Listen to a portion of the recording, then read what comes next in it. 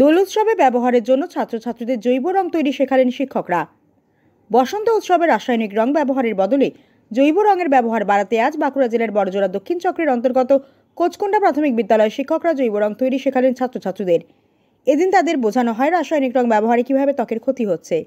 তাই রাসায়নিক রং ব্যবহারের বদলে ছাত্রছাত্রীদের মধ্যে জৈব রং ব্যবহারের প্রয়োজনীয়তা সম্বন্ধে বোঝানো হয়।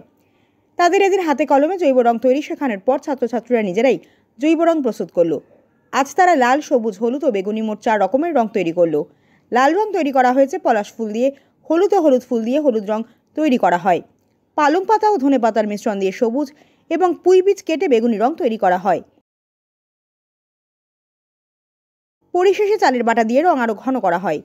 এদিনের এই কর্মশালায় ছাত্রছাত্রীদের মধ্যে উৎসাহ ছিল চোখে পড়ার মতো।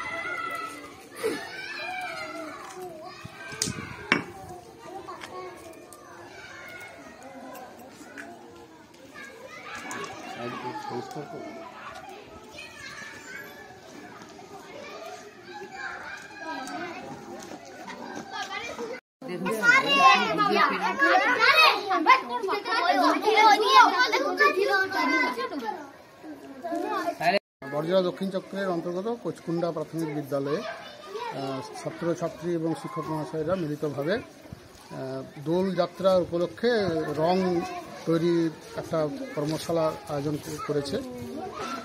আসলে এখন রাসায়নিক রঙগুলো হচ্ছে ব্যবহারে, কিন্তু এগুলো ত্বকের ক্ষেত্রে খুব ক্ষতিকর।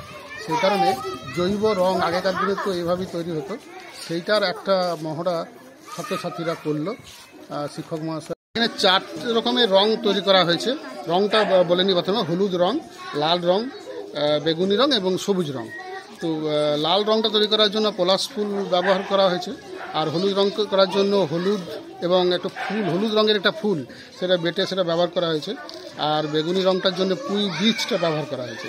আর সবুজ রংটা আনার জন্য পালং এবং ধনে এই পাতা দুটো ব্যবহার করা হয়েছে। এবং প্রত্যেকটা রঙের সঙ্গে কিন্তু চাল বেটে চালটাকে, ওই বাটা চালটাকে ওটা মিশিয়ে দিয়ে রংটা প্রস্তুত করা হয়েছে।